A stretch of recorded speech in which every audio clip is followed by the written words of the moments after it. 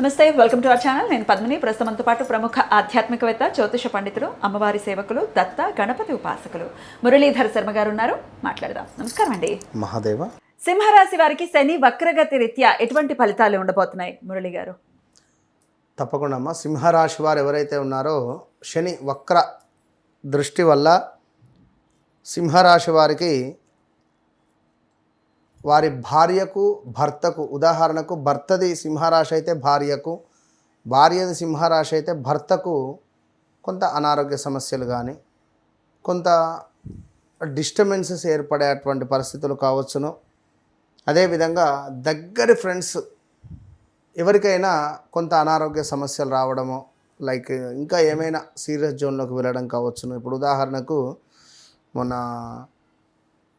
మన ఇక్కడెక్కడ బళ్ళారి దగ్గర నుండి ఒక క్లయింట్ రావడం జరిగింది. వారి కొడుకు డిప్రెషన్లోకి వెళ్ళిండు. సో వారి జాతక రీత్యా చూస్తే ఎవరో దగ్గర వ్యక్తులు దూరం అయ్యారు అనేటువంటి సమాధానం ఉంది. ఆ విధంగా వారిని అడిగా, సో ఇట్లా ఏమైనా జరిగిందా నాన్న అంటే, నా క్లోజ్ ఫ్రెండ్ యాక్సిడెంట్లో మరణించాడని చెప్పి అన్నాడు. ఆయన అక్కడి నుంచి డౌన్ అయ్యాడు. ఆయన చాలా అంటే చాలా వితిన్ తట్టుకోలేకపోయింది ఆ చావును. సో ఇట్లా ఉంటుంది. అంటే కొన్ని గ్రహాల ప్రభావాలు మనుషుల మీద చాలా అంటే చాలా అధికంగా ఉంటుంది. ఇక అదేవిధంగా సీక్రెట్ విషయాలు ఏమైనా ఉన్నా, పార్ట్నర్షిప్లో ఏమైనా బిజినెస్ చేస్తూ ఉన్నా వారికి కొంత డిస్టర్బెన్సెస్ కానీ ఇలాంటివి జరిగేటువంటి పరిస్థితి కలదు ఈ యొక్క సింహరాశి వారికి. వాస్తవానికి గడిచిన సుమారుగా ఒక 15 నెలల నుండి సింహరాశి వారికి అసలే బాలేదు. అది ఎవరు అవునన్నా కాదన్నా సింహరాశి వారికి గడిచిన ఒక 15-16 నెలల నుండి ప్రదేశ మార్పులో, స్థాన చలనాలో, కాళ్ళకో చేతులకో దెబ్బలు తాకడాలో, స్టమక్ రిలేటెడ్ ఇష్యూస్ రావడం కావచ్చును. వీరికి కూడా అయితే ఇది అష్టమ శనిలో నడుస్తుంది కదా, వీరికి కొంత ఇంపాక్ట్ తగ్గదా? సప్తమ స్థానం వైపుగా చూస్తూ ఉండడం ద్వారా ఇబ్బంది ఉంటుంది. సప్తమ స్థానము అంటే ప్రదేశ మార్పు 100% చేయాల్సి వస్తుంది. అది మళ్ళీ ఉన్నటువంటి మన లగ్నాన్ని చూస్తుంది. సో సింహరాశి వారికి ఒక గృహ నిర్మాణానికి అవకాశం. ఇప్పుడు ప్రదేశ మార్పు అనగానే ఈ రూమ్ నుంచి ఆ రూమ్ కావచ్చును, ఈ ప్రదేశం నుంచి ఆ ప్రదేశం కావచ్చును, ఒక గృహ నిర్మాణ అవకాశమైనా కావచ్చును, ఉద్యోగంలో పొజిషన్ చేంజ్ కావచ్చును. మొన్నటి వరకు చాలామంది సింహరాశి వారు ఉద్యోగరీత్యా ఇబ్బందులు ఎదుర్కొంటున్నామన్నారు. నైట్ జాబ్ చేస్తున్నారు అంటే షిఫ్ట్లు వైజ్గా నైట్ షిఫ్ట్లు జాబ్ చాలామంది చేంజ్ అయ్యారు. వీరికి ఏంది ఉపశమనం కలగవచ్చును, డే షిఫ్ట్కు వెళ్ళవచ్చు. సో ఇలాంటి అవకాశాలు, లేదా కొత్తగా ఏమైనా బిజినెస్ పెట్టాలి అనేటువంటి ఆలోచనలు రావడం కానీ, ఎవరైనా ఒక కొత్త వ్యక్తి వీళ్ళ జీవితంలోకి రావడం కానీ, ఇగో మామ నువ్వు పలానా దగ్గర ఇన్వెస్ట్మెంట్ చేయి, నీకు నెలకింత డబ్బులు వస్తాయి అనేటువంటి విధంగా చేయొద్దు. గుర్తుంచుకోండి, మీ నీడని కూడా మీరు నమ్మొద్దు. కనుక వ్యక్తిగత జాతక రీత్యా కూడా నడిచే దశ అంతర్దశలను చెక్ చేసుకోవాల్సినటువంటి బాధ్యత వారిదే. ఉద్యోగం రీత్యా ఎట్లా ఉంటుందండి? ఉద్యోగం లేని వాళ్ళకు ఉద్యోగం రావటం 100కు 200% వస్తుంది. 100కు 200% ఉద్యోగం వచ్చేటువంటి పరిస్థితి ఉంటుంది. భార్యకు భర్తకు లైక్ అంటే ఎవరిది ఇందాక చెప్పా కదా, అనారోగ్య సమస్య వచ్చే పరిస్థితి ఉంటుంది.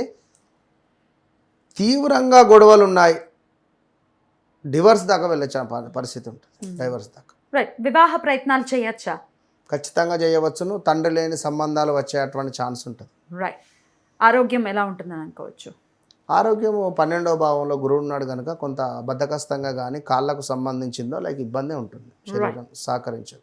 బట్ అన్ని విషయాల్లో కంటికి సంబంధించిన ఇబ్బందులు కూడా వస్తాయి, చూసుకోవాల్సి ఉంటుంది. మరి అన్ని విషయాల్లో కూడా శని మంచి ఫలితాలు ఇవ్వాలి అంటే ఎటువంటి పరిహారాలు చేసుకోవాలి పర్టికులర్గా సింహరాశి వారండి? ఇక్కడ ఈ రాశి ఆ రాశి అనేటువంటిది కాకుండా ద్వాదశ రాశులలో మనకు శనేశ్వరునికి సంబంధించినటువంటి ఒక వక్ర దృష్టి అనేటువంటిది. వక్ర దృష్టి అనగానే కేవలం మనకు వెనక భావము అంటే clockwise anticlockwise అనేటువంటిదే కాకుండా ఒక బంతి అనేటువంటిది నేల మీద కొడితే అది ఎంత ఫాస్ట్గా కిందికి వెళ్ళి అంతకంటే డబల్గా పైకి వస్తుంది కనుక శనేశ్వరుడు ఉన్నటువంటి భావం నుండి వెనుక భావాన్ని ఏ విధంగానైతే చూస్తున్నాడో అంతే ఫాస్ట్గా దాని ముందు భావాన్ని కూడా చూస్తాడు. సో ఉదాహరణకు ఇప్పుడు ధనస్సు అనుకుంటే ధనస్సు వారికి 4వ భావంలో ఉన్నాడు. 4వ భావం నుండి 3వ భావాన్ని చూస్తూ ఎట్ ద సేమ్ టైం పంచమ భావాన్ని కూడా చూస్తాడు.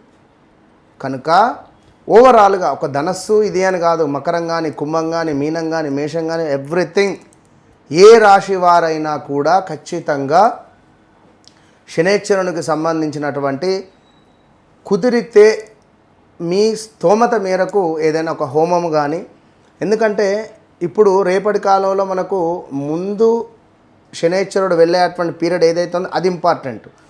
వక్ర దృష్టి అనేది ఒక మనకు ఈ యొక్క జూలై 27 నుండి డిసెంబర్ 11 వరకే ఉంటున్నది. ఇందులో చివరి 2 నెలలు చాలా డేంజర్ జోన్లో ఉంటుంది ఖచ్చితంగా.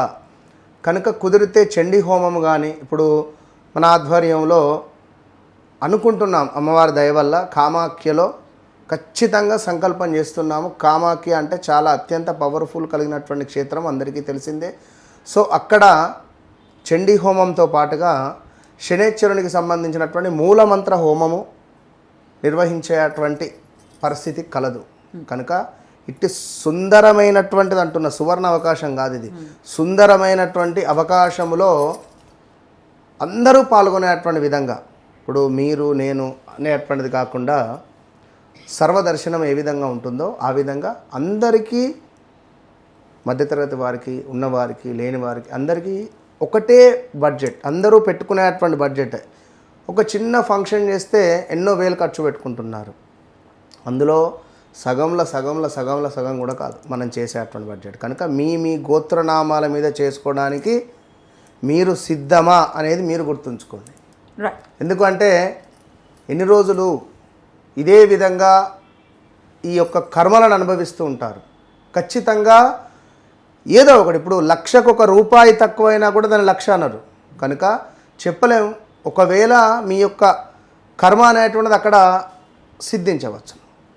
ఆ రూపాయే నేను కావచ్చును, ఒకవేళ చెప్పలేం కదా. 1,00,000కు ఆ ₹1 ఏ విధంగానైతే చేరిస్తే బ్యాలెన్స్ అవుతుందో, సో మీ కర్మకు ఒకవేళ కామాఖ్య అమ్మవారి యొక్క అనుగ్రహం తోడైతే రాబోయే రోజులలో విజయం మీదే. కనుక రాలేని వారు ఈ యొక్క రావి చెట్టు కింద దీపారాధన కావచ్చును, నల్ల నువ్వులు దానం కావచ్చును. ఇక్కడ 5 రాశులకు మాత్రం చాలా ఇబ్బంది, డేంజర్ జోన్లో ఉన్నారు. ఆ 5 రాశులలో మొట్టమొదటిది మేషరాశి, రెండవది వచ్చేసి కర్కాటక రాశి, మూడవది వచ్చేసి కన్యా రాశి, నాలుగవది వచ్చేసి ధనస్సు రాశి, ఐదవది వచ్చేసి మనకు కుంభరాశి. శనిపై రాహుపై శని దృష్టి ఉండడం ద్వారా సడన్ డెత్స్ జరుగుతాయి. So be careful. తప్పకుండా ఈ యొక్క శని వక్ర దృష్టి, మంచి యోగాన్ని మీకు కావాలి అని అనుకునేటువంటి వారు కామాఖ్య అమ్మవారి యొక్క అనుగ్రహాన్ని పొందండి. లేదు అని అనుకునేవారు బ్రాహ్మణుని ఇంటికి పిలుచుకొని నల్ల నువ్వులు దానంగా ఇవ్వండి, లేదా ఏదైనా దేవాలయానికైనా వెళ్ళి ఇవ్వండి. రైట్, చాలా చక్కగా వివరించారండి. కృతజ్ఞతలు. నమస్కారం అండి. మహాదేవ.